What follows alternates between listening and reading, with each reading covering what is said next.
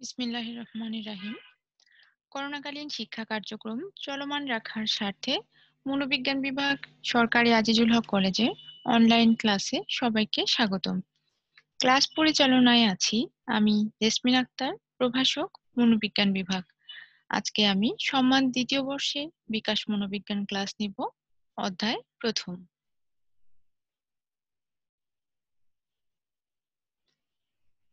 আজকের পাঠ শিরোনাম বিকাশ মনোবিজ্ঞান পরিচিতি। এই পাঠ শেষে আমরা যে বিষয়গুলো সম্পর্কে জানতে পারব: বিকাশ মনোবিজ্ঞানের সংজ্ঞা বর্ণনা করতে পারব, বিকাশসূচক পরিবর্তনের অর্থ ব্যাখ্যা করতে পারব, পরিবর্তনের প্রকারভেদ ও বিকাশের হার বর্ণনা করতে পারব, বিকাশের নীতিসমূহ সম্পর্কে ধারণা দিতে পারব, জীবনচক্রের ধাপসমূহ বর্ণনা করতে পারব। বিকাশ মনোবিজ্ঞান বা ডেভেলপমেন্টাল সাইকোলজি কাকে বলে সেটা জানার আগে বিকাশ সম্পর্কে আমাদের একটা ধারণা থাকা দরকার। আমরা তাহলে এখন জানবো বিকাশ বা ডেভেলপমেন্ট অর্থ কি। বিকাশ হচ্ছে একটি তাৎপর্যপূর্ণ পরিবর্তন যার সাথে বৃদ্ধি ও ক্ষয় জড়িত। সমগ্র জীবনকালের সামগ্রিক দিক এই বিকাশ প্রক্রিয়ার অধীন। বিকাশের কিছু উদাহরণ আমরা জানবো, যেমন শিশুর দৈহিক উচ্চতা বৃদ্ধি পাওয়া, কোনো হামাগুড়ির সাহায্যে কোনো বস্তুর কাছে হেঁটে যাওয়া, নবজাতকের পেশিগত সঞ্চালন ক্ষমতার বিকাশ, আবেগীয় বিকাশ, বুদ্ধির বিকাশ ইত্যাদি। বিকাশকে বিভিন্ন মনোবিজ্ঞানীগণ বিভিন্নভাবে সংজ্ঞায়িত করেছেন। আমরা এখন ব্রেকেনরিজ ও ভিনসেন্টের ডেফিনিশনটা জানব। তাদের মতে, development can be defined as the emergence and expanding of the capacities of the individual or provide greater facility in functioning। অর্থাৎ বিকাশ বলতে বোঝায় কার্যাবলী বা আচরণে অধিকতর সুবিধা প্রদানের জন্য ব্যক্তির ক্ষমতাসমূহের উন্মেষ এবং বিস্তৃতি লাভ। কাজী আফিফা সুলতানার মতে, বর্ধন, পরিণমন এবং শিক্ষণ এসবের সমন্বিত ক্রিয়ার ফলই বিকাশ। সুতরাং বলা যায় যে অভিজ্ঞতা ও পরিণমনের পারস্পরিক ক্রিয়ার ফলে প্রাণীর মধ্যে সংগঠিত ক্রমবর্ধমান পর্যায়ক্রমিক পরিবর্তন হচ্ছে বিকাশ। এরপর আমরা বৃদ্ধি ও বিকাশের মধ্যে পার্থক্য জানব। সাধারণত বৃদ্ধি এবং বিকাশ এই শব্দ দুটিকে আমরা একই অর্থে ব্যবহার করে থাকি, কিন্তু বিকাশ মনোবিজ্ঞানে আমরা এই শব্দ দুটির মধ্যে পার্থক্য দেখি এবং সেই পার্থক্য এখন আমরা জানব। বৃদ্ধি বা গ্রোথ বলতে বোঝায় পরিমাপযোগ্য শারীরিক পরিবর্তন। বয়স বৃদ্ধির সাথে সাথে শিশু যদি উপযুক্ত খাদ্য পায় তাহলে তার অঙ্গ প্রত্যঙ্গের দৈর্ঘ্য বৃদ্ধি পায়। যেমন আমরা সাধারণত দেখি যে জন্মের সময় একটা শিশুর ওজন থাকে 7 বা 8 পাউন্ডের মতো, কিন্তু 1 বছর হয়ে গেলে সেই ওজন 7-8 পাউন্ড থেকে প্রায় 21 পাউন্ড হয়। উচ্চতার ক্ষেত্রেও যদি আমরা দেখি যে জন্মের সময় শিশুর উচ্চতা সাধারণত 18 বা 20 ইঞ্চি এরকম হয়, কিন্তু 1 বছরে গিয়ে আমরা দেখি যে এই উচ্চতা প্রায় 28 থেকে 30 ইঞ্চি হয়। তাহলে এখন আমরা বিকাশ বলতে যেটা বুঝি যে শারীরিক বৃদ্ধি ও কর্মক্ষমতার উন্নয়ন। অনেক মনোবিজ্ঞানী বিকাশ বলতে গুণাবলীর পরিবর্তন বা কার্যক্ষমতা বা কার্যাবলীর পরিবর্তনকে বুঝিয়েছেন, যেমন বুদ্ধির বিকাশ, পেশি সঞ্চালন ক্ষমতার বিকাশ, আবেগীয় বিকাশ ইত্যাদি। এখন আমরা জানি মনোবিজ্ঞানের সংজ্ঞা। যদিও আমরা মনোবিজ্ঞানের সংজ্ঞা শিখেছি ইতিমধ্যে, তারপরও এখন মনোবিজ্ঞানের একটা আধুনিক সংজ্ঞা আমরা জানবো। সেটা হলো, মনোবিজ্ঞান হলো বিজ্ঞান ও প্রাণীর আচরণ ও মানসিক প্রক্রিয়ার একটা বিজ্ঞানসম্মত অনুদান। তাহলে আমরা বিকাশের সংজ্ঞা জানলাম, মনোবিজ্ঞানের সংজ্ঞা জানলাম, এখন তাহলে আমরা বিকাশ মনোবিজ্ঞানের সংজ্ঞা জানবো। বিকাশ মনোবিজ্ঞানকে বিভিন্ন মনীষীগণ বিভিন্নভাবে সংজ্ঞায়িত করেছেন। আমরা এখন হারলকের ডেফিনিশন জানবো। হারলকের মতে, বিকাশ মনোবিজ্ঞান হলো মনোবিজ্ঞানের একটি শাখা, যে শাখায় ব্যক্তির অভ্যন্তরীণ পরিবর্তন এবং ব্যক্তিতে ব্যক্তিতে সেই পরিবর্তনগুলোর পার্থক্য আলোচনা করা হয়। কাজী আফিফা সুলতানার মতে, বিকাশ মনোবিজ্ঞান বলতে মনোবিজ্ঞানের সেই শাখাকে বোঝায় যা ভ্রূণ অবস্থা থেকে মৃত্যু পর্যন্ত মানব বিকাশের সব পর্যায় সম্পর্কে আলোচনা করে। সুতরাং আমরা বলতে পারি যে মনোবিজ্ঞানের যে শাখায় জন্মপূর্ব পর্যায় থেকে মৃত্যুর পূর্ব পর্যন্ত ব্যক্তির সামগ্রিক বৃদ্ধি ও বিকাশ সম্পর্কে আলোচনা করা হয়, তাই হলো বিকাশ মনোবিজ্ঞান। আমরা এখন জানব বিকাশ সূচক পরিবর্তনের অর্থ। হারলকের মতে পরিণমন ও অভিজ্ঞতার পারস্পরিক ক্রিয়ার ফলে মানুষের মধ্যে সংঘটিত ক্রমবর্ধমান পর্যায়ক্রমিক পরিবর্তনকে বিকাশ বলে। অর্থাৎ বিকাশ বলতে বোঝায় সরল, অনুন্নত ও নিম্ন স্তরের সংগঠন এবং কার্যাবলী থেকে জটিলতর ও উন্নততর সংগঠন এবং কার্যাবলীতে মানব শিশুর যে উত্তরণ ঘটে। ভ্যান ডেন্ডেল এর মতে বিকাশ গুণগত পরিবর্তনকে নির্দেশ করে। এই যে বিকাশ, বিকাশ বলতে শুধুমাত্র দৈহিক বর্ধন বা বৃদ্ধিকে বোঝায় না, বরং যার দ্বারা দেহের অসংখ্য সংগঠন এবং অঙ্গ প্রত্যঙ্গের কার্যাবলীর একটি সমন্বিত জটিল ও জীবনব্যাপী প্রক্রিয়াকে বোঝায়। বিকাশ ধারায় এই বর্ধন বিকাশ ধারায় বর্ধন এবং ক্ষয় প্রক্রিয়া পাশাপাশি চলতে থাকে। যেমন বয়স পরিবর্তনের সাথে সাথে কোনো অঙ্গ প্রত্যঙ্গ ও মানসিক ক্ষমতা অন্যান্য অঙ্গ প্রত্যঙ্গ ও মানসিক ক্ষমতার চেয়ে বেশি পরিবর্তিত হয়। এই যে বিকাশ প্রক্রিয়া, এটা যেহেতু একটা জীবনব্যাপী প্রক্রিয়া, এই প্রক্রিয়ার অন্যতম একটা বৈশিষ্ট্য হলো পরিবেশের সাথে খাপ খাওয়ানোর জন্য শারীরিক ও মানসিক পরিবর্তন। এখন আমরা জানব পরিবর্তনের প্রকারভেদ সম্পর্কে। শারীরিক সকল বিকাশ একই হারে বা একই গতিতে ঘটে না। যেমন সবচেয়ে আগে বিকাশ লাভ করে লসিকাতন্ত্র এবং সবচেয়ে দেরিতে বিকাশ লাভ করে প্রজননতন্ত্র। বিকাশের পরিবর্তন ধারাকে মূলত চার ভাগে ভাগ করা যায়। প্রথমটি আকৃতিগত পরিবর্তন। শিশুর বয়স বৃদ্ধির সাথে সাথেই ওজন, উচ্চতা ও দেহের আয়তন পরিবর্তিত হয়। দেহের এরূপ পরিবর্তনের সাথে সাথে সঙ্গতি রেখে অভ্যন্তরীণ যন্ত্রমণ্ডলী যেমন হৃৎপিণ্ড, স্নায়ুতন্ত্র, পরিপাকতন্ত্র ইত্যাদিরও পরিবর্তন হয়। এরপর জানবো অনুপাতের পরিবর্তন। মানুষের শারীরিক বৃদ্ধিজনিত যে পরিবর্তন দেখা যায় তা আনুপাতিক হারে হয়। যেমন শিশুর দেহের ঘাড়ের চেয়ে মাথা ও কপাল বড় হয়।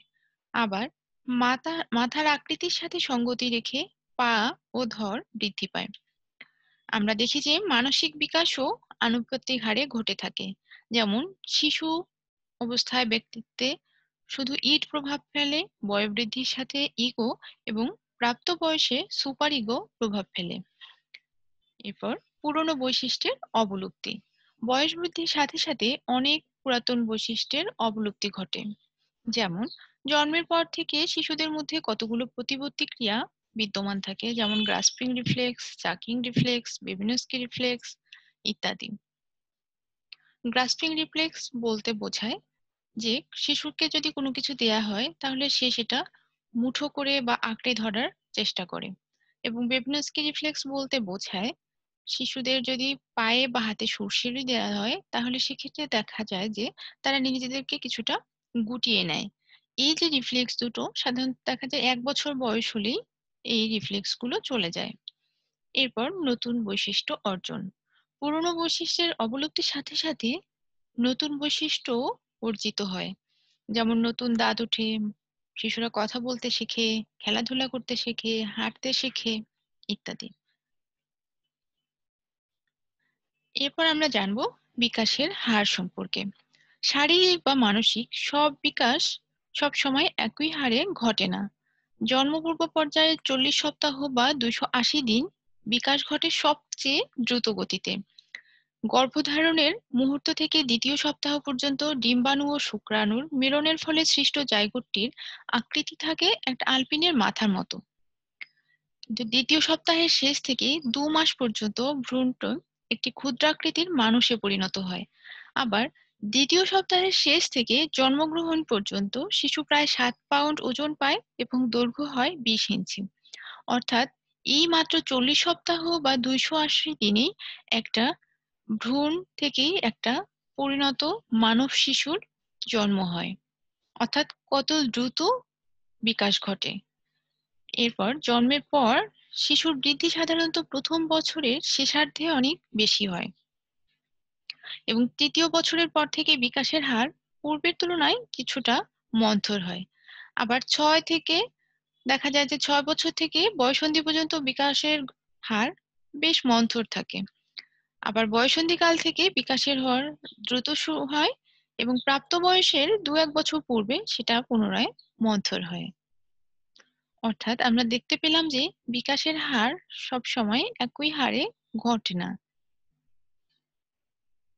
কখনো বা মন্থর, কখনো বা দ্রুত গতিতে ঘটে। এখন আমরা জানব বিকাশের নীতিসমূহ।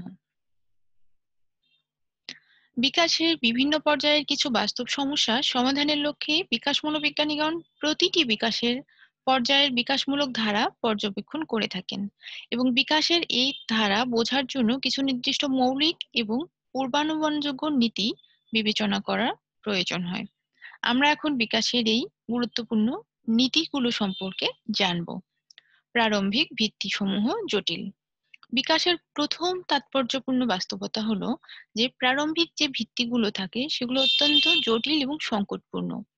বয়স বৃদ্ধির সাথে সাথে ব্যক্তি জীবনের সঙ্গে কিভাবে উপযোজন করে তা অনেকাংশেই নিয়ন্ত্রণ করে প্রারম্ভিক বছরগুলোতে প্রতিষ্ঠিত মনোভাব, অভ্যাস এবং আচরণের ধারাসমূহ। হোয়াইটের মতে ব্যক্তির যোগ্যতা বা সামর্থ্যের ভিত্তি তৈরি হয় শিশুর 8 এবং 18 মাস বয়সের মধ্যে। এরিকসন দাবি করেন অভিভাবকগণ শিশুর চাহিদাসমূহ কিভাবে পূরণ করেন তার উপর ভিত্তি করে শিশুর বিশ্বাস বা অবিশ্বাসের মনোভাব গড়ে ওঠে এবং পরবর্তীতে তা শিশুর ব্যক্তি এবং পরিস্থিতি প্রত্যক্ষণে প্রভাব বিস্তার করে। এই প্রাথমিক ধারাসমূহ অধিক সময়ব্যাপী বিরাজমান হলেও তিনটি শর্তের ভিত্তিতে এদের পরিবর্তন ঘটতে পারে। প্রথমত, পরিবর্তনের জন্য প্রয়োজনীয় সাহায্য এবং সহযোগিতা পেলে শিশুর পরিবর্তন সাধিত হয়। দ্বিতীয়ত, তাৎপর্যপূর্ণ ব্যক্তিবর্গ শিশুর সঙ্গে নতুন এবং ভিন্নভাবে আচরণ করলে পরিবর্তন সাধন হতে পারে। তৃতীয়ত, ব্যক্তি নিজ থেকেই পরিবর্তনের জন্য প্রচণ্ড তাগিদ অনুভব করলে পরিবর্তন সাধন হতে পারে। যেহেতু শিশুর প্রারম্ভিক বিকাশ দীর্ঘস্থায়ী হয়, সেহেতু প্রারম্ভিক বিকাশের মাধ্যমে মোটামুটি সঠিক বা নির্ভুলভাবে পরবর্তী বিকাশ সম্পর্কে ভবিষ্যদ্বাণী করা সম্ভব হয়। এরপর জানবো আমরা বিকাশের ক্ষেত্রে পরিপক্কতা ও শিক্ষণের ভূমিকা। বিকাশের দ্বিতীয় নীতি হলো যে পরিপক্কতা বা ম্যাচুরেশন এবং শিক্ষণ বা লার্নিং উভয়ই বিকাশের ক্ষেত্রে গুরুত্বপূর্ণ ভূমিকা পালন করে। পরিপক্কতার মাধ্যমে ব্যক্তির অন্তর্নিহিত বৈশিষ্ট্যসমূহ বিকশিত হয়, যেমন হামাগুড়ি দেয়া, বসা, হাঁটা ইত্যাদি। আবার শিক্ষণের মাধ্যমে যে বিকাশ হয় তা মূলত অনুশীলন, প্রশিক্ষণ এবং ব্যক্তির চেষ্টার মাধ্যমে, যেমন লেখা, গাড়ি চালানো ইত্যাদি। বিকাশের কারণ হিসেবে শিক্ষণ ও পরিপক্কতা আমাদের তিনটি বিষয়ে উপনীত করে। প্রথম, ব্যক্তিত্ব, মনোভাব, আগ্রহ এবং আচরণের ধারার মাধ্যমে ব্যক্তি হতে ব্যক্তির পার্থক্য নির্ণীত হয় পরিপক্কতা ও শিক্ষণ উভয়ের মাধ্যমে। দ্বিতীয়ত হলো, একমাত্র পরিপক্কতাই বিকাশের স্থায়িত্ব ও মাত্রা নির্দেশ করে। একটি নির্দিষ্ট শিক্ষণ তখনই ঘটবে যখন ব্যক্তি উক্ত শিক্ষণ গ্রহণের জন্য প্রস্তুত থাকবে। 3 নম্বর পয়েন্ট, বিকাশ একটি নির্দিষ্ট পূর্বানুমান ধারা অনুসরণ করে। যে কোনো ধরনের বিকাশ, সেটি হতে পারে শারীরিক, পেশিগত বা মানসিক বা বুদ্ধির বিকাশ, সেটি একটি নিয়মতান্ত্রিক ধারা অনুসরণ করে। শারীরিক বা পেশিগত বিকাশ দুটি সূত্র মেনে চলে। প্রথম সূত্র হলো সেফালোকডাল ল এবং এই ল অনুসারে বিকাশ মাথা থেকে পা পর্যন্ত ছড়িয়ে পড়ে। দ্বিতীয়টি হলো প্রক্সিমোডিস্টাল ল। এই ল অনুসারে বিকাশ শরীরের কেন্দ্রীয় অঙ্গ হতে প্রান্তীয় ভাগসমূহে ছড়িয়ে পড়ে। 4 নম্বর পয়েন্ট হলো ব্যক্তি স্বাতন্ত্র্য। একজন ব্যক্তি অন্য সব ব্যক্তি হতে পৃথক এবং এই ব্যক্তি স্বাতন্ত্র্য মূলত জৈবিক বা বংশগতির কারণে এবং পরিবেশগত কারণে হয়ে থাকে। ব্যক্তিতে ব্যক্তিতে এই যে পার্থক্য, আমরা সাধারণত দেখি যে বয়স যত বৃদ্ধি পায় এই পার্থক্যটাও তত বৃদ্ধি পায়। ৫ নম্বর পয়েন্ট হলো বিকাশের প্রত্যেক পর্যায়ে স্বতন্ত্র আচরণগত বৈশিষ্ট্য সম্পূর্ণ।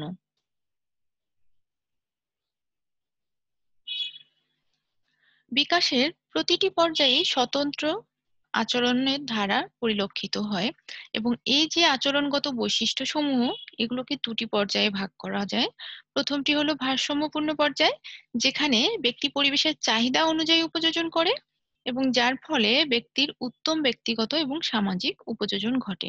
এবং দ্বিতীয়টি হলো ভারসাম্যহীন পর্যায়, যেখানে ব্যক্তির উপযোজনগত সমস্যা দেখা দেয়, যার ফলে ব্যক্তির নিকৃষ্টতম ব্যক্তিগত এবং সামাজিক উপযোজন ঘটে। ৬ নম্বর পয়েন্ট হলো বিকাশের প্রত্যেক পর্যায়ই ঝুঁকিপূর্ণ। বিকাশের প্রতিটি পর্যায়ে কিছু নির্দিষ্ট শারীরিক, মানসিক এবং পরিবেশগত ঝুঁকি বিদ্যমান থাকে, যা ব্যক্তির উপযোজনের ক্ষেত্রে সমস্যার সৃষ্টি করে।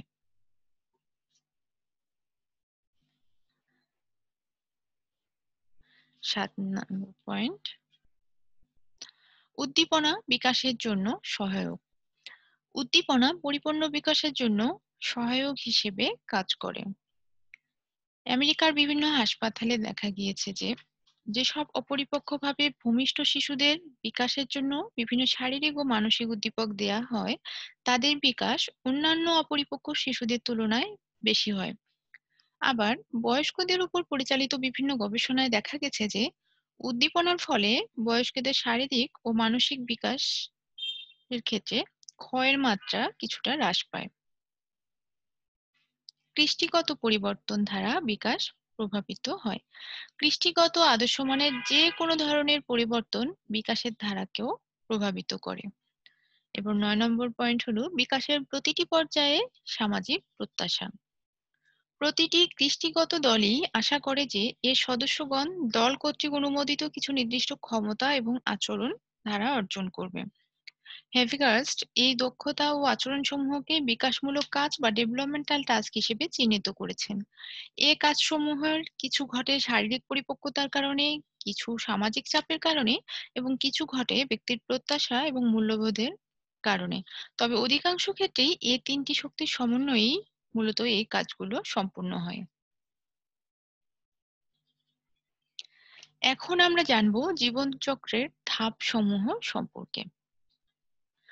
বর্তমানে ভিন্ন ভিন্ন বয়সে বিকাশসূচক পরিবর্তনের ধারা অনুযায়ী মনোবিজ্ঞানীরা মানুষের জীবনকে কয়েকটি পর্যায়ে বিভক্ত করেছেন এবং এই প্রতিটি পর্যায়েই নির্দিষ্ট বিকাশমূলক পরিবর্তন ও আচরণগত বৈশিষ্ট্য সমৃদ্ধ। এখন তাহলে আমরা বিভিন্ন পর্যায়গুলো সম্পর্কে জানব। প্রথমেই গর্ভাবস্থা বা প্রিনেটাল স্টেজ, এবং এই পর্যায়ের ব্যাপ্তি গর্ভধারণের পর থেকে জন্মগ্রহণ পর্যন্ত। এরপরেই পর্যায় হলো আতুরকাল বা ইনফ্যান্সি, এবং এই পর্যায়ের ব্যাপ্তিকাল ভূমিষ্ঠ হওয়ার পর থেকে ২ সপ্তাহ পর্যন্ত। এর পরের পর্যায় শৈশবকাল বা চাইল্ডহুড, এবং এই পর্যায়ের ব্যাপ্তি ২ সপ্তাহ থেকে ১০ বা ১২ বছর পর্যন্ত। শৈশবকালকে আবার আমরা ৩টি ভাগে ভাগ করতে পারি। প্রথমটি হলো বাল্যকাল বা বেবিহুড, যার ব্যাপ্তি দ্বিতীয় সপ্তাহ থেকে ২ বছর। দ্বিতীয়টি হলো প্রাথমিক শৈশব, যার ব্যাপ্তি ২ বছর থেকে ৬ বছর, এবং তৃতীয়টি হলো শৈশবের শেষ পর্যায়ে, যার ব্যাপ্তি ৬ বছর থেকে ১০ বা ১২ বছর পর্যন্ত। এর পরের পর্যায় হলো কৈশোর, যার ব্যাপ্তি ১১ বা ১২ বছর থেকে ১৮ বছর পর্যন্ত। এর পরের পর্যায় হলো প্রাপ্তবয়স, এবং প্রাপ্তবয়সের ব্যাপ্তি হলো ১৮ বছর থেকে মৃত্যু পর্যন্ত। প্রাপ্তবয়সকে আবার আমরা ৩টি ভাগে ভাগ করতে পারি। প্রাপ্তবয়সের প্রাথমিক পর্যায়, যার ব্যাপ্তি ১৮ থেকে ৪০ বছর, এবং এই সময়টাকে যৌবনকাল বলা হয়। এরপরই হচ্ছে এরপরই হলো মধ্য বয়স, যার ব্যাপ্তি ৪০ থেকে ৬০ বছর, এবং তারপর বার্ধক্য, যার ব্যাপ্তি ৬০ থেকে মৃত্যু পর্যন্ত।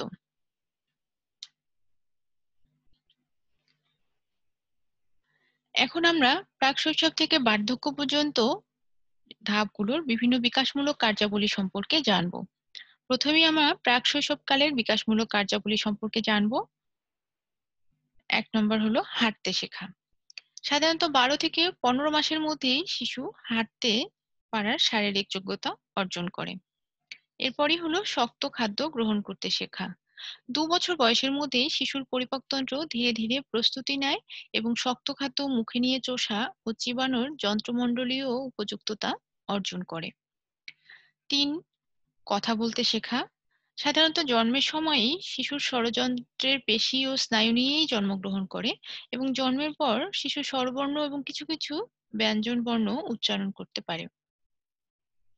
4 নম্বর হলো মলমূত্র ত্যাগের নিয়ন্ত্রণ শেখা। সাধারণত 2 থেকে 4 বছরের মধ্যেই শিশুরা মলমূত্র ত্যাগের নিয়ন্ত্রণ শেখে। যৌন পার্থক্য এবং যৌন শালীনতা শেখা। সাধারণত দেখা যায় যে ছোটবেলা থেকেই শিশুরা ছেলে এবং মেয়ের পার্থক্য বুঝতে শেখা আরম্ভ করে। শারীরবৃত্তীয় স্থিরতা ও দৃঢ়তা অর্জন। শিশুরা প্রায় 5 বছর সময়ের মধ্যেই শারীরবৃত্তীয় স্থিরতা ও দৃঢ়তা অর্জন করে। বাবা-মা, ভাই-বোন ও অন্যদের সাথে সম্পর্ক তৈরি করতে শেখা। শারীরিক অঙ্গভঙ্গি ও ভাষা প্রয়োগের মাধ্যমে এ বয়সী শিশুরা তাদের অভিজ্ঞতা অন্যের কাছে প্রকাশ করে এবং এই সময়ে শিশুর অন্যতম একটা বিকাশমূলক কাজ হলো অনুকরণ। সামাজিক ও পার্থিব জগৎ সম্পর্কে সহজ ধারণা গঠন। শিশুর মধ্যে জগৎ সম্পর্কে যে অস্পষ্ট প্রাথমিক ধারণা থাকে তা এই সময়ে কিছুটা স্পষ্ট হতে থাকে এবং সে এই জগৎ সংসার যে একটা নিয়মে চলে সেটা কিছুটা হলেও আবিষ্কার করতে শেখে। এরপর আমরা শৈশবের শেষ পর্যায়ের বিকাশমূলক কার্যাবলী সম্পর্কে জানব। প্রথমেই সাধারণ খেলায় শারীরিক দক্ষতা শেখা। সাধারণত শিশুর অস্থিপেশি এবং স্নায়ুগুলো পরিণমনের ফলে পেশির সমন্বয় করা সহজ হয়, যার ফলে এই সময়ে সাধারণ খেলার যে শারীরিক দক্ষতা সেটা শিশুরা শিখে ফেলে। সমবয়সীদের সাথে মিশতে শেখা। এই বয়সে শিশুরা বন্ধুদের সাথে সামাজিক জীবনের আদান প্রদান করতে শিখে এবং এই নতুন সমবয়সীদের সাথে বন্ধুত্বকরণের মাধ্যমে তারা সামাজিকতার বিকাশ শুরু করে দেয়। স্ত্রী অথবা পুরুষের উপযুক্ত সামাজিক ভূমিকা শিক্ষণ। শিশু সামাজিকভাবে প্রত্যাশিত এবং পুরস্কৃত মেয়ে বা ছেলের নির্দিষ্ট ভূমিকা পালন করতে শিখে এই সময়। দৈনন্দিন জীবনের প্রয়োজনীয় বস্তু সম্পর্কে ধারণার বিকাশ। সাধারণত পেশা, নাগরিক এবং সামাজিক জীবন সম্পর্কে চিন্তার জন্য কিছু বিমূর্ত ধারণার বিকাশ শৈশবের শেষ ভাগ থেকেই আরম্ভ হয়। পড়ালেখা এবং গণনার মূল কৌশলগুলো রপ্ত করা। নিজস্ব সাংস্কৃতিক পরিমণ্ডলে শিশুর ভাষা শেখা, লিখতে পারা এবং সংখ্যার গণনা ও তার প্রয়োগ রীতি শৈশবের প্রথম ভাগেই শুরু হলেও এই সময়ে মূল কৌশলগুলো মূলত তারা রপ্ত করতে শিখে। এরপরে বিবেক, নৈতিকতা ও মূল্যবোধের বিকাশ। বাবা-মায়ের পুরস্কার ও তিরস্কার এবং শিশুর প্রতি তাদের ভালোবাসা ও নির্ভরশীলতা থেকে বিবেকের বিকাশ আরম্ভ হয় এবং আমরা দেখি যে এই সময়ে শুধু বিবেকের বিকাশই না, শিশুদের নৈতিকতা এবং মূল্যবোধের বিকাশও ঘটতে থাকে। 7 নম্বর পয়েন্ট হলো ব্যক্তিগত স্বাধীনতা অর্জন। শৈশবের শেষ ভাগে শিশুরা বর্তমান ও ভবিষ্যৎ সম্পর্কে নিজে স্বাধীনভাবে পরিকল্পনা করতে আরম্ভ করে। এখন আমরা জানব কৈশোরের বিকাশমূলক কার্যাবলী সম্পর্কে। প্রথমে উভয় লিঙ্গের সমবয়সীদের সাথে নতুন সম্পর্ক স্থাপন। বয়ঃসন্ধিকাল এবং তারুণ্যে ছেলেমেয়েরা বিপরীত লিঙ্গের ছেলেমেয়েদের পরিণত হিসেবে গণ্য করে এবং যৌথ লক্ষ্যে তারা একসাথে কাজ করতেও শুরু করে দেয়। এরপর লিঙ্গানুগ সামাজিক ভূমিকা অর্জন। এই সময়ের মধ্যে সমাজ প্রত্যাশিত ভূমিকা গ্রহণ করে এবং সেটা পালন করতে শেখে। নিজের দৈহিক গঠন স্বীকার করে তাকে যথোপযুক্তভাবে কাজে লাগানো। কৈশোরে দেখা যায় যেসব শারীরিক এবং মানসিক পরিবর্তন ঘটে সেই পরিবর্তনগুলোকে স্বীকার করে নিয়ে ছেলেমেয়েরা এই সময় যথোপযুক্তভাবে তাদের নিজেদেরকে কাজে লাগাতে শুরু করে। 4 নম্বর হলো বাবা-মা ও অন্যের উপর থেকে আবেগীয় নির্ভরশীলতা কমানো।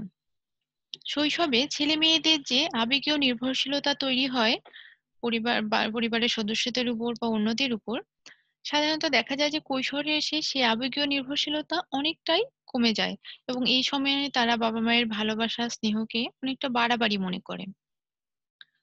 অর্থ উপার্জনের উপযুক্ত বৃত্তি ও পেশা নির্বাচনের প্রস্তুতি। কৈশোরের এই সময়টাতেই মূলত ভবিষ্যতে কোন ধরনের পেশা বা বৃত্তিতে নিজেকে কেউ দেখতে চায় সেটা নির্বাচনের একটা প্রস্তুতি শুরু হয়ে যায়। নাগরিক হিসেবে যোগ্যতা অর্জনের জন্য ধারণা গঠন। আইন, রাজনীতি, সরকার, অর্থনীতি, মানব প্রকৃতি এবং সামাজিক প্রতিষ্ঠানের প্রকৃতি সম্পর্কে ধারণা গঠন করে এই সময়ে। বিয়ে এবং পরিবার গঠনের প্রস্তুতি। এই সময়ে সংসার জীবনে প্রবেশে শারীরিক, মানসিক এবং অর্থনৈতিক প্রস্তুতি নেওয়া শুরু হয়ে যায়। আচরণ পরিচালনার উপযোগী মূল্যবোধ ও নৈতিকতা অর্জন। মানব জীবনের আদর্শ এবং মূল্যবোধ শৈশব থেকে ধীরে ধীরে কৈশোর ও তারুণ্য পেরিয়ে বয়ঃপ্রাপ্তিতে গিয়ে দৃঢ়ভাবে গঠিত হয় এবং তা মানুষের পরবর্তী জীবনের আচরণকে নিয়ন্ত্রণ করে। এরপরই সামাজিকভাবে দায়িত্বপূর্ণ আচরণ গ্রহণের আগ্রহ। নিজ নিজ আচরণের মাধ্যমে সমাজ ও রাষ্ট্রীয় কর্মকাণ্ডে অংশগ্রহণের আগ্রহ এই সময়ের একটা অন্যতম প্রধান বিকাশমূলক কার্যাবলী। এখন আমরা জানব প্রাপ্তবয়সের প্রাথমিক পর্যায়ের বিকাশমূলক কার্যাবলী। জীবনসঙ্গী নির্বাচন। জীবনসঙ্গী নির্বাচন প্রাপ্তবয়সের একটি অন্যতম বিকাশমূলক কার্যাবলী। সাধারণত আমাদের সমাজে এখন আমরা দেখি যে নিম্নবিত্ত বা মধ্যবিত্ত পরিবারে জীবনসঙ্গী নির্বাচনের ক্ষেত্রে পরিবারের সদস্যরাই ভূমিকা পালন করে, বাবা মা বা আত্মীয় স্বজন। কিন্তু উচ্চবিত্তদের মধ্যে নিজেরাই নিজেদের জীবনসঙ্গী নির্বাচনের দায়িত্বটা নিয়ে থাকে। জীবনসঙ্গী নির্বাচনের পরেই চলে আসে দাম্পত্য সম্পর্ক প্রতিষ্ঠা, অর্থাৎ বিবাহের পরেই দাম্পত্য সম্পর্ক প্রতিষ্ঠা করা এই সময়ের অন্যতম একটা কাজ। দাম্পত্য সম্পর্ক প্রতিষ্ঠিত হওয়ার পরেই প্রথম সন্তানের জন্মদানের মাধ্যমেই পরিবার গঠনের কাজটিও শুরু হয়ে যায় এবং এই পরিবার গঠনের কাজের শুরুর সাথে সাথে শিশু লালন পালনের দায়িত্বটাও চলে আসে। শিশু মাতৃগর্ভে থাকাকালীন অবস্থা থেকে শুরু করে শিশু ভূমিষ্ঠ হওয়ার পর শিশুর যাবতীয় চাহিদা পূরণ করার দায়িত্ব পালন শুরু হয়ে যায়। এরপরই আসে গৃহ পরিচালনা। যেহেতু পরিবার গঠিত হয়, সন্তান প্রতিপালন করার দায়িত্ব আসে, সবকিছু মিলে গৃহ পরিচালনার দায়িত্বটাও ঠিকঠাক মতো এই সময় থেকেই শুরু করতে হয়। গৃহ পরিচালনা বলতে এমন না যে শুধু রান্নাবান্না, পরিচ্ছন্ন বাড়ি এরকম বোঝায়, বরং একটা সুষ্ঠু পরিকল্পনা বোঝায় যেখানে স্বামী এবং স্ত্রীর উভয়েরই সমঝোতাপূর্ণ অংশগ্রহণ থাকে। এরপরই আসে পেশা গ্রহণ ও পেশায় আন্তরিকতা। বিকাশমূলক এ কার্যক্রমে ব্যক্তি এতই নিমগ্ন থাকে যে চারপাশের অনেক কিছুই সে অনেক সময় অবহেলা করে। এবং আমরা যদি পেশাগত আন্তরিকতার দিকটা দেখতে চাই, সাধারণত মধ্যবিত্ত শ্রেণীতে পেশাগত আন্তরিকতাটা অনেক বেশিই দেখা যায়। এরপরই আসে নাগরিক দায়িত্ব গ্রহণ। অন্যান্য যেসব পারিবারিক দায়িত্ব আসে সেগুলোতে কিছুটা স্থিতি আসার পরে দেখা যায় যে নাগরিক দায়িত্ব গ্রহণের জন্য একটা প্রস্তুতি এই সময়ে নিতে হয় বা দায়িত্ব গ্রহণও করতে হয়। এরপর আমরা আসছি মধ্যবয়সের বিকাশমূলক কার্যাবলীতে। নাগরিক ও সামাজিক দায়িত্ব পালন। সাধারণত দেখা যায় যে মধ্যবয়সী নাগরিক এবং দায়িত্ব এবং কর্তব্য পালনের একটা সঠিক সময়। এরপরে কিশোর কিশোরীদের দায়িত্বশীল হিসেবে গড়ে উঠতে সহায়তা করা। মধ্যবয়স হলে বাবা মা হিসেবে বয়সন্ধিকালে অবতীর্ণ সন্তানদের আত্মনির্ভর হবার পথে সহযোগিতা দান করা এই সময়ের একটি অন্যতম কাজ। এরপর বয়স্ক ব্যক্তিদের অবসর যাপনের উপযোগী কার্যাবলীর ব্যবস্থা করা। এই সময়ে সাধারণত তারা অবসর বিনোদনের জন্য সামাজিক এবং নাগরিক বিভিন্ন কর্মকাণ্ডে জড়িত হন। সঙ্গী হিসেবে স্বামী বা স্ত্রীর ভূমিকায় নিজেকে একাত্ম করা। আমরা সাধারণত দেখি যে দাম্পত্য জীবনের শুরুর দিকে স্বামী বা স্ত্রীর ভূমিকা ঠিকঠাক মতোই পালিত হয়, কিন্তু মাঝের বছরগুলোতে মহিলারা সাধারণত মায়ের ভূমিকা এবং পুরুষরা সাধারণত তাদের পেশাগত জীবনেই ব্যস্ত হয়ে ওঠে, যে কারণে নিজেদের যে ভূমিকা থাকে, দাম্পত্য জীবনে যে ভূমিকা থাকার কথা সেটা ঠিকঠাক মতো পালিত হয় না। কিন্তু মধ্য বয়সে এসে আবার নিজেদের মধ্যে স্বামী বা স্ত্রীর ভূমিকায় নিজেদেরকে একাত্ম করার একটা চেষ্টা দেখা যায় এবং উভয়ের কাছে মুখ্য হয়ে ওঠে। এরপর মধ্য বয়সে শারীরবৃত্তীয় পরিবর্তনগুলো মেনে নেওয়া এবং সঙ্গতি বিধান করা। মধ্য বয়সে দেখা যায় যে বিভিন্ন ধরনের শারীরবৃত্তীয় পরিবর্তন শুরু হয়, বিশেষ করে মহিলাদের ক্ষেত্রে শারীরবৃত্তীয় পরিবর্তন বেশি হয়। এই যে বিভিন্ন শারীরবৃত্তীয় পরিবর্তন ঘটে, সেগুলোকে মেনে নেওয়া এবং সেগুলোর সাথে সঙ্গতি বিধান করাও এই সময়ের একটি অন্যতম কাজ। বৃদ্ধ বাবা মায়ের সাথে অভিযোজন। এই সময়ে দেখা যায় যে বৃদ্ধ বাবা মায়েদের সাথেও তাদেরকেও অভিযোজন করতে হয়, বৃদ্ধ বাবা মায়ের প্রতি দায়িত্ব পালন করতে হয়, ইত্যাদি কাজগুলো করতে হয়। এরপর আমরা আসি বার্ধক্যের বিকাশমূলক কার্যাবলীতে। সাধারণত বার্ধক্যে যেটা দেখা যায়, শারীরিক শক্তি এবং স্বাস্থ্যের ক্রমাবনতির সাথে অভিযোজন। একটা মানুষ জীবনের অন্যান্য পর্যায়গুলোতে যতটা শারীরিক শক্তি সম্পন্ন হয় বা স্বাস্থ্য যতটা ফিট থাকে, বার্ধক্যে এসে আর সেটা থাকে না। শারীরিক শক্তির অবক্ষয় ঘটে, স্বাস্থ্যের অবনতি ঘটে। এই যে বিষয়গুলো, এগুলোর সাথে অভিযোজন করা বার্ধক্যের অন্যতম একটা বিকাশমূলক কাজ। এরপর চাকরি থেকে অবসর গ্রহণ এবং আয় হ্রাসের সাথে অভিযোজন। বার্ধক্যেই এসে মূলত মানুষকে চাকরি থেকে অবসর গ্রহণ করতে হয় এবং অবসর গ্রহণের সাথে সাথেই তার আয় হ্রাস পায়। আরো অনেক বিষয় চলে আসে যেগুলোর সাথে অভিযোজন করতে হয়। এবং বয়সজনিত কারণে সঙ্গীর মৃত্যুকে মেনে নেয়া। সাধারণত দেখা যায় যে দা অনেকটা দীর্ঘ সময় একসাথে একটা দাম্পত্য জীবন অতিবাহিত করার পর এই বয়সের কারণেই সঙ্গীর মৃত্যুকে মেনে নিতে হয়। মৃত্যুটা মেনে নেয়া এত সহজ না হলেও মৃত্যু মেনে নিয়েই সামনের দিকে চলতে হয় এবং অভিযোজন করার একটা চেষ্টা করতে হয়। এরপরই আসে সমবয়সীদের সাথে একাত্মতা প্রতিষ্ঠা করা। এই সময়ে যেহেতু মানুষের অবসর সময় বেশি থাকে, তাই তারা সমবয়সীদের দলভুক্ত হয় এবং তাদের সাথে বিভিন্ন ধরনের গঠনমূলক কাজে অংশগ্রহণ করা শুরু করে। উপযুক্ত বাসস্থানের ব্যবস্থা করা। যেহেতু বার্ধক্য যাওয়ার পর ব্যক্তি আর আগের মতো ফিট থাকে না, তাই তাদের জন্য উপযুক্ত বাসস্থানের ব্যবস্থা করা এই সময়ের অন্যতম একটি কাজ। এরপরই আসে সামাজিক ও নাগরিক রীতির প্রতি আনুগত্য। বার্ধক্যেই ব্যক্তি সমাজ, পরিবেশ, দেশ এবং এর প্রতি তার দায়িত্ব সম্পর্কে সচেতন হয়। এই ছিল প্রথম চ্যাপ্টারে আমরা যতটুকু হচ্ছে যে পড়ার চেষ্টা করেছি তাই। আচ্ছা, এই চ্যাপ্টারের জন্য রেফারেন্স হিসেবে আছে বিকাশ মনোবিজ্ঞান, মোহাম্মদ আমিনুল হক, আর মনোবিজ্ঞান ও জীবন অধ্যাপক নিহার রঞ্জন সরকার। এছাড়াও পড়াশোনার ক্ষেত্রে শিক্ষার্থীদের যদি কোনো ধরনের সমস্যা হয়ে থাকে, আমার মেইল অ্যাড্রেস দেয়া আছে, তোমরা যোগাযোগ করতে পারো। এই করোনাকালীন সময়ে তোমরা নিরাপদে থাকো, নিজেদেরকে সেভ করো, পরিবারকে এবং সেই সাথে এই বিশ্বকে। সবাই ভালো থাকো। আল্লাহ হাফেজ।